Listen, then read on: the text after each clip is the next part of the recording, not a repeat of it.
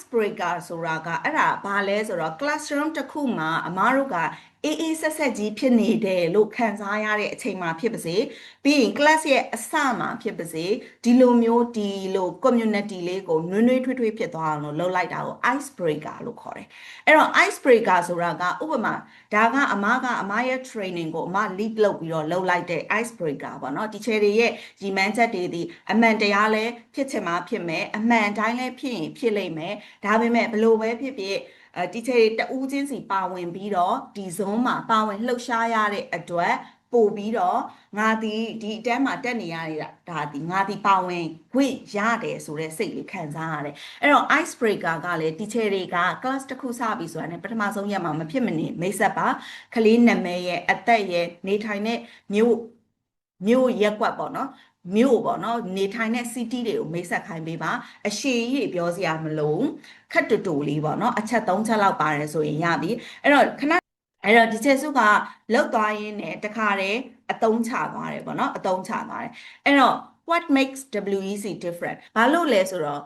teacher တွေဒီဒါကိုသိမှငါကဒီရဲ့အကြောင်းမှာငါကိုယ်တိုင်ကဒီ online ရဲ့ teacher ရဲ့ team မှာပါတဲ့သူတယောက်အနေနဲ့ WEC ရဲ့နာမည်ကိုထိခိုက်လာနိုင်သောအရာတွေဆိုပြီးရှောင်ကျဉ်လာမှာအဲ့တော့ဒီလိုမျိုးဟာတွေမသိဘူးဆိုလို့ရှိရင် teacher စာသင်ကောင်းကောင်းမကောင်းကောင်းမအားတော့စာသင်ကောင်းတာမကောင်းဘူးဆိုတာထက် teacher တွေကများသောအားဖြင့်စာသင်ကောင်းသော teacher တွေများတယ် class ကိုနိုင်နှင်းသော teacher တွေများတယ်တကယ်လို့မနိုင်သေးဘူးဆိုရင်လည်း class ကိုခုမှဖြည်းဖြည်းချင်းစီစပြီးတော့မအားတို့တွေပေးတယ်အဲ့တော့အဲ့ဒီအချိန်မှာတော့မအားတို့ကဖြည်းဖြည်းချင်းစီသင်တယ်ဆိုပေမဲ့ teacher တွေဘက်ကနေ confidence လျော့တာတွေရှိတယ်အဲ့တော့အဲ့လိုလျော့တဲ့ teacher တွေအတွက်အမားကဒီဒိုးတွေရဲ့ highlight လေးကိုအမားကပြထားတာပါဘာလို့လဲဆိုတော့အမားတို့ကျောင်းဒီလိုပုံစံသွားနေတယ်ဒိုးတွေကစာသင်ရုံပဲမဟုတ်ဘူးအမားတို့က classroom မှာ focus ထားနိုင်လုံးဝကိုတနာရီဆိုတနာရီအပြည့်သင်ကိုသင်တယ် WEC က focus ကိုလုံးဝ on ထားတယ် teacher တွေရဲ့ focus ကတနာရီဆိုတနာရီအပြည့်ရှိတယ်အဲ့တော့ strong teacher student ratio ဒီအမားတို့ကဒီ student ရဲ့ relationship ဒီတော်တော်ကိုအဆင်ပြေတယ်အဲ့တော့ class teacher တယောက်ကကလေးအများဆုံးမှာ12ယောက်ပဲကန်ရတာ12ယောက်ပဲကန်ရတာအဲ့တော့ relationship ကမနိုင်စရာအကြောင်းကိုမရှိဘူး relationship လို့ပြောတဲ့အချိန်မှာကလေးနဲ့ interact ဖြစ်တဲ့ပုံစံတွေပြီးရင်စာသင်တဲ့အချိန်မှာဒီကလေးရဲ့ attention ရဖို့အတွက်ကိုကယူရတဲ့ပုံစံတွေတစ်ခုနံပါတ်3 interactive learning ပေါ့နော်အဲ့တော့ဖုန်းသုံးရင်းစာသင်တာတို့ဖုန်းပြောရင်းစာသင်တာတို့စာသင်ရင်းနဲ့ဘေးကလူကိုလှမ်းပြီးတော့စကားပြောလိုက်တာတို့ဆိုလို့ရှိရင်ကလေးတွေကလုံးဝကိုအာယုံမဆိုင်တော့ဘူးအာယုံဆိုင်တော့ဒါပေမဲ့အမားတို့ရဲ့ online class တွေကများသောအားဖြင့်8နှစ်အောက်တွေများတယ်4နှစ်ကနေ8နှစ်အတွင်းကလေးတွေများတာဖြစ်တဲ့အတွက်သိကြတယ်မိဘအဘေးကထိုင်ကြည့်နေတာမိဘကအလုံးဝမအားပါဘူးဆိုတော့မိဘကတော့ဟာပေါ့နော်ဖြက်ကနေလှမ်းကြည့်လာအဲ့တော့ဒီဆီယာမဘာဘလို့သင်နေလဲဆိုတာကိုလုံးဝကိုသိတယ်အဲ့တော့ interactive learning မှာမကြသွားအောင်လို့ဖုန်းအဓိကတော့ဖုန်းမသုံးတာနဲ့ကို teacher တွေဒါတွေအဆင်ပြေပြီဖုန်းကို class အချိန်မှာမသုံးတာနဲ့ကိုအဆင်ပြေပြီအဲ့တော့ဒီဟာကိုအမားကလည်းမသုံးဘူးလို့ယူဆတဲ့အတွက်အမားတို့ရဲ့အားတာချက်လို့အမားထည့်ထားတယ်နောက်တစ်ခု critical thinking ကတော့ teacher တွေပြောစရာအောင်မလိုဘူးတို့ teacher တွေကလောက passionate ဖြစ်ပြီးသား teacher တွေပဲ online class တွေကိုပါသင်လာတာဖြစ်တဲ့အတွက် critical thinking ကတော့ကောင်းပြီးသားကလေးတွေကိုဘယ်လိုသင်ရမလဲဆိုတဲ့နည်းတွေကိုရပြီးသားပါနောက်တစ်ခု positive encouragement အဲ့ဒါကလည်း teacher တချို့တွေမှာအရန်ကောင်းတယ်တချို့ teacher တွေမှာလိုတာရှိတယ်အဲ့တော့ positive encouragement ကိုလိုချင်တာဖြစ်တဲ့အတွက်အမတီထည့်ထားတယ်အဲ့ဒါဘာလဲဆိုတော့စာသင်ရင်းနဲ့တခါတလေကြားလို့ရှိရင်ကလေးတွေကစာသင်ရင်းနဲ့စိတ်တက်ကြနေတာတွေရှိရဲစိတ်တက်ကြမှာမဟုတ်ပေါ့နော်အာယုံမဆိုင်တာအာယုံမစူးဆိုင်နိုင်တာတွေရှိရဲအဲ့လိုတွေချိန်ကြားလို့ရှိရင်နာမည်ကိုခေါ်ပြီးတော့မှ attention မိအောင်ပြန်လုပ်တဲ့ teacher တွေရှိတယ်အဲ့ဒါလည်းခဏနေပြောသလိုပဲဖုန်းနဲ့ပဲချိန်ပါတယ် teacher တွေကစာသင်ချိန်မှာ multitasking လုပ်လို့ရှိရင်တော့ဒီရဲ့အာရုံကိုရမှာမဟုတ်ဘူးဘယ်ကလေးလွတ်သွားမလွတ်သွားသူတို့ဂရုစိုက်နိုင်မှာမဟုတ်ပါဘူးနောက်ထပ်တစ်ခု partnership with parent အဲ့ဒီတစ်ပိုင်းကအမကအရင်ကထိ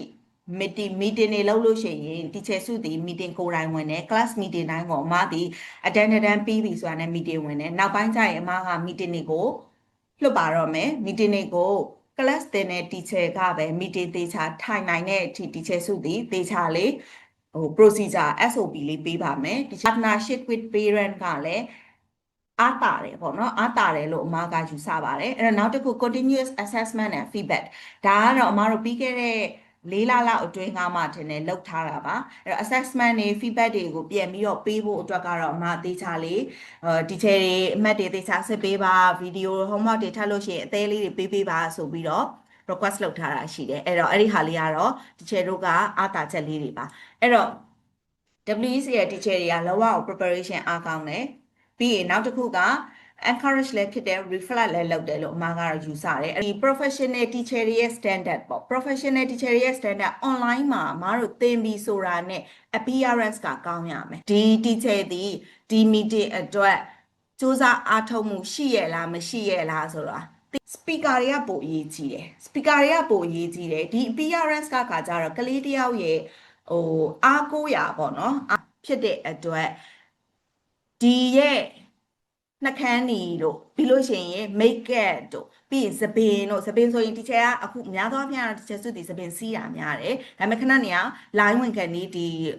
zoom လောက်ခံနေအမခေါင်းလျှော်လိုက်တဲ့အတွက်အမသပင်ကိုချလိုက်တယ်ပေါ့နော်များသောအားဖြင့်သပင်ကိုစီးတယ် teacher တွေအနေနဲ့ကတော့တရဖြစ်တယ်ဆိုရင်ရပြီသပင်ကိုအမတို့ကတော့စီးထားခိုင်းတယ်ဘာလို့လဲဆို teacher အချိန်မှာတော့စီးထားခိုင်းတယ်ဘာလို့လဲဆို teacher စုလို့မျိုးအခုဆိုရင်တော့မှတွေ့လားငါသပင်မဖြစ်တဲ့ငါတတ်တာတွေဘာတွေအဲ့လိုတွေလုပ်နေဒါပေမဲ့အဲ့လိုမျိုးဆိုရင်လည်း impression down သွားနိုင်တယ် down သွားနိုင်ဒီ zoom ကိုတင်နေတဲ့အချိန်မှာပြီးရင် dress code တွေအရေးကြီးတယ်နောက်တစ်ခု camera position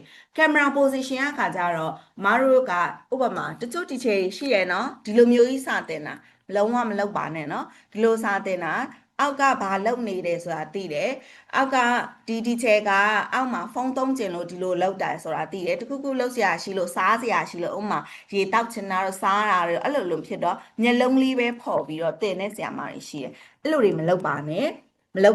အခုတော့လုပ်ချင်လုပ်ပါဘာလို့လဲဆိုတော့ teacher တွေကအခုက listener အနေအားဖြစ်တဲ့အတွက် teacher တွေနည်းနည်းတက်တာနဲ့နေလို့ရတယ်ကင်မရာပဲဖွင့်ထားမယ်ပေါ့နော်အဲ့တော့ကင်မရာ position ကလည်းအမားတို့ trainer တွေအတွက်ကအရေးကြီးပါတယ်နောက်တစ်ခုအတန်ထားအတန်တုံးခါကြတော့လေ teacher စုရဲ့အတန်ဒီဟိုးလွန်ခဲ့တဲ့နှစ်20လောက်ကအတန်ချွဲပြေးပြီးတော့တော်တော်ကိုတစ်ဖက်သားလုံးဝကိုနားထောင်နိုင်စွမ်းမရှိတဲ့အထိကိုချွဲပစ်ပြီး